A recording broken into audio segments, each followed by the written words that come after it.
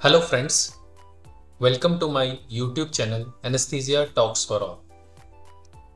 दोस्तों, आज हम बात करेंगे टाइप्स ऑफ एनेस्थीसिया के बारे में, यानी एनेस्थीसिया कितने प्रकार का होता है और किस तरीके से दिया जाता है। तो आइए शुरू करते हैं। सबसे पहले हम यही जान लेते हैं कि एनेस्थीसिया एक्चुअल में होता क्या है। Most of you are aware कि एनेस्थीसिया का मतलब होता है सुन्नपन, यानी सेंसेशन का ना पता चलना। अब सेंसेशन कई तरीके की होती है, जैसे पेन सेंसेशन, टच सेंसेशन या फील करना। इसी सेंसेशन को जब हम खत्म कर देते हैं, लॉस ऑफ सेंसेशन हो जाता है, उसी को हम एनेस्थीसिया बोलते हैं। लेकिन remember one thing, this is temporary loss, permanent loss नहीं हम उसको बोलेंगे, टेम्परेरी लॉस। और एनेस्थीसिया का यूज मोस्टली जो मेडिकल या सर्जिकल प्रोसीजर्स होते हैं उनमें एनेस्थीसिया का यूज होता है। Coming on to the types of anaesthesia, there are mainly 3 or 4 types of anaesthesia: general anaesthesia, regional anaesthesia, local anaesthesia and sedation. General anaesthesia का जो ब्रॉडली एक मीनिंग है वो है कि पूरा बेहोश करना। रीजनल एनेस्थीसिया का जैसा नाम में ही रीजनल लिखा है कि एक पर्टिकुलर एरिया को हमने एनेस्थीसिया देना है। इसके आगे फर्दर टाइप्स होते हैं, जैसे spinal, epidural, peripheral nerve block. और थर्ड टाइप होता है लोकल एनेस्थीसिया, और another is sedation. We will discuss these types of anesthesia one by one. First of all, general anesthesia. इसमें सबसे पहले पेशेंट को बेहोश कर दिया जाता है, जिसमें एक्चुअल में जो हम कहते हैं कि हमें होश में नहीं रहना, या कई पेशेंट एंग्जाइटी होती है जिनको वो कहते हैं कि हमें ऑपरेशन से डर लगता है, हमें बेहोश कर देना, तो वो एक्चुअल में यही एनेस्थीसिया होता है, जनरल एनेस्थीसिया। ये जो मेन सर्जरीज होती हैं, जैसे कोई जो मतलब आप कह सकते हैं कि जो लेप्रोस्कोपिक सर्जरीज हो गई, या चेस्ट की कोई सर्जरी हो गई, या हेड की कोई सर्जरी हो गई, फेस की कोई सर्जरी होगी, ईएनटी सर्जरीज होती हैं, ये सारी जो हैं जनरल सर्जरी में जो होती हैं, ये सारी जनरल एनेस्थीसिया में दी जाती हैं। और इनमें इंड्यूसेस अनकॉन्शियसनेस, इसमें पेशेंट पूरा बेहोश हो जाता है।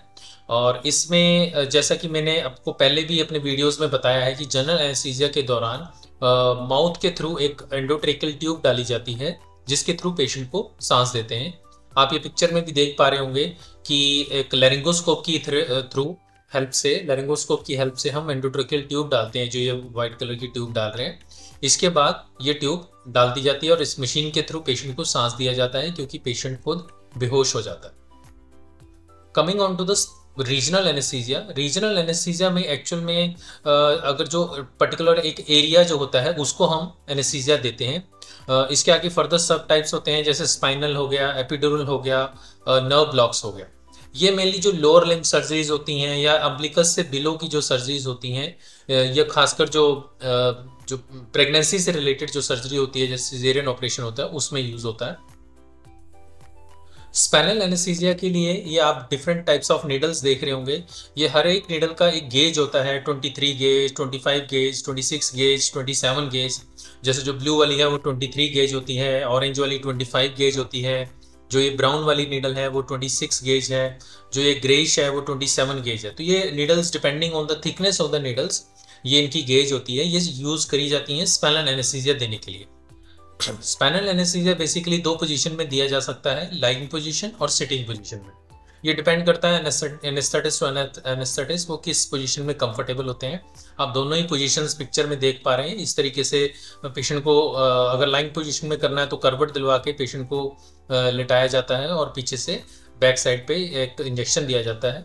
और सिमिलरली आप सिटिंग पोजीशन में देख रहे हैं, उसमें पेशेंट को कंफर्टेबली बिठाया जाता है, उसकी लेग्स पोजीशन की जाती हैं और स्पाइनल एनेस्थीसिया दिया जाता है।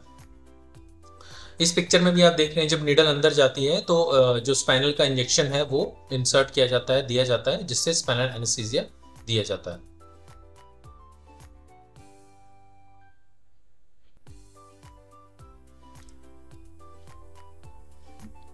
This is another picture showing how to give spinal anesthesia. Now coming on to the epidural anesthesia. Spinal anaesthesia और एपिड्यूरल एनेस्थीसिया में थोड़ा डिफरेंस है। स्पाइनल एनेस्थीसिया में क्या होता है कि हम एक ही बार जो नीडल देते हैं, उसके बाद उसमें से ड्रग दे देते हैं, इंजेक्शन दे देते हैं, उसके बाद उसमें कुछ नहीं करते और उसका इफेक्ट आ जाता है। यूजली उसका असर 2 to 3 आवर्स रहता है। लेकिन कुछ सर्जरीज होती हैं जो लंबी चलती हैं, उनमें टाइम लगता है, मे बी 3 to 4 आवर्स भी लगते हैं। तो ऐसे केस में एपिड्यूरल एनेस्थीसिया दिया जाता है, जैसे जो नी रिप्लेसमेंट होती है या हिप रिप्लेसमेंट होता है। उसमें क्या होता है कि एपिड्यूरल में एक हम कैथेटर हम उस निडल के थ्रू जो बैक है उसमें छोड़ देते हैं, उसके बाद भी उसके अंदर मेडिसिन को, इंजेक्शन को दिया जा सकता है। ये जो लेबर एनाल्जेसिया होता है कि जैसे पेनलेस डिलीवरी का जो लोग कुछ कहते हैं कि पेनलेस डिलीवरी हो करवानी है हमने, उसमें भी एपिड्यूरल का ही रोल है। और खासकर पोस्ट ऑपरेटिव पेन रिलीफ में बाद में भी जो बड़ी सर्जरीज होती हैं, नी रिप्लेसमेंट, हिप रिप्लेसमेंट, उनमें बाद में भी पोस्ट ऑपरेटिव पेन रिलीफ के लिए भी एपिड्यूरल कैथेटर के थ्रू मेडिसिन दे दी जाती है। तो ये एपिड्यूरल किट होती है, इसमें एक सिरिंज होता है, इसमें एक निडल होती है, थोड़ी मोटी निडल होती है, ये कैथेटर होता है जो निडल के थ्रू जाके हम इंसर्ट करते हैं और इसके थ्रू हम मेडिसिन को, इंजेक्शन को अंदर इंसर्ट कर देते हैं। एपिड्यूरल एनेस्थीसिया लगाने का प्रोसीजर तो है तकरीबन सेम ही है जैसे स्पाइनल एनेस्थीसिया होता है, उसी तरह सिटिंग पोजीशन या लाइंग डाउन पोजीशन में लगा सकते हैं।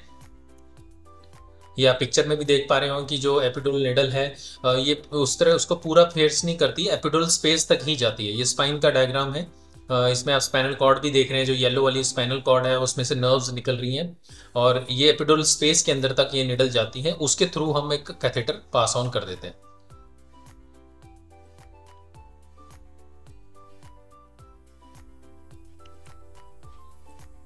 जो ये एपिड्यूरल कैथेटर डाला होता है, इसके जब सर्जरी कंप्लीट हो जाती है या जो पोस्ट ऑपरेटिव पेन रिलीफ के लिए अब ज़रूरत नहीं है या ठीक हो गया 2 to 3 डेज बाद, उसको रिमूव किया जाता है। जैसे आप ये पिक्चर में देख पा रहे हैं, ये निडल के थ्रू जो कैथेटर है, ये कैथेटर एक्चुअली निडल तो निकल जाती है, उसके बाद कैथेटर को बाद में निकाल दिया जाता है और जो निकालने के बाद उस जगह पे ड्रेसिंग कर दी जाती है। ये कैथेटर जो है वो हमेशा के लिए नहीं होता। कुछ पेशेंट्स का यही क्वेरी होती है कि ये जो आपने कैथेटर डाला है ये क्या मैं डिस्चार्ज के बाद भी मेरे बॉडी के साथ लगा रहेगा, तो ऐसा नहीं होता, इसको रिमूव कर दिया जाता है।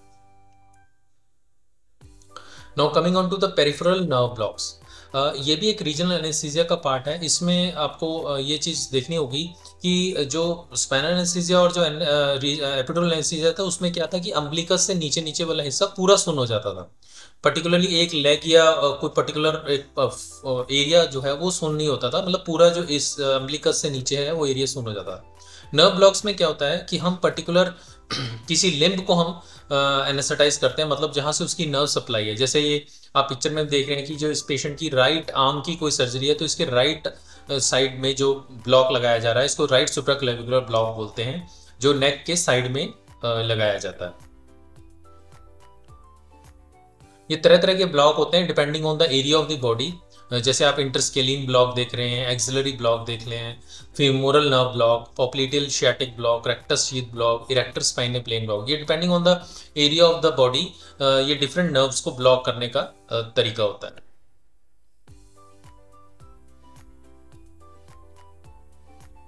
इस पिक्चर में भी आप देख पा रहे हैं कि अल्ट्रासाउंड गाइडेड जो है पेरिफेरल नर्व ब्लॉक दिया जा रहा है। ये भी अल्ट्रासाउंड गाइडेड है, इसमें भी पिक्चर पेयर्स करके अल्ट्रासाउंड में देखते हैं कि नर्व जो एंडिंग्स है या नर्व जो प्लेक्सस है वो कहाँ पे है। Coming on to the local anaesthesia, local anaesthesia में यूजली जो मेनली सर्जरीज होती हैं वो डेंटल प्रोसीजर्स होते हैं। बहुत सारे लोगों ने डेंटल प्रोसीजर्स करवाए होंगे, उसमें जो उस एरिया का जो उस टीथ का जो जिस टीथ में दिक्कत होती है उसका जो एरिया होता है उसको ही हम लोकल एनेस्थीसिया दे देते हैं। लोकल एनेस्थीसिया का कहीं वूंड और पेयर होती है, कहीं छोटा जख्म हो जाता है, उस जगह पे भी लोकल एनेस्थीसिया देके उसको स्टिचेस लगाए जा सकते हैं। Another use of local anaesthesia is hair transplantation. Hair transplant जब होता है तब भी लोकल एनेस्थीसिया का ही यूज होता है, उस पर्टिकुलर एरिया पे ही बस जो इंजेक्शन है वो दे दिया जाता है। कई लोगों को देखा होगा आपने, जो ईयर कई बार कट जाता है, किसी तरीके से चोट लग जाती है, तो वहां पे भी ईयर की सूचरिंग में भी लोकल एनेस्थीसिया ही दिया जाता है। Now coming on to the sedation, what exactly sedation. Sedation में क्या होता है कि sedation is a relaxed sleepy state, मतलब पेशेंट जो होता है वो रिलैक्स्ड होगा, एक नींद टाइप की सिचुएशन होगी, वो पूरी तरीके से जैसे कहते हैं अनकॉन्शियस नहीं होगा। उसको अगर हम बुलाएंगे तो वो उठ जाएगा, रिस्पॉन्ड भी करेगा, but he will be sleepy types. तो ये एक तरीके का, इसमें भी आगे टाइप्स होते हैं, मिनिमल सेडेशन या डीप सेडेशन। मिनिमल सेडेशन में you will be relaxed but awake and will probably remember things. आपको पता लगता रहेगा, सुनता रहेगा सब कुछ क्या हो रहा है, बातचीत क्या हो रही है ऑपरेशन थिएटर में, और लेकिन पेन नहीं होगा। डीप सेडेशन में क्या होता है कि आप बहुत सो जाओगे और मोस्टली आपको याद भी कुछ नहीं रहेगा।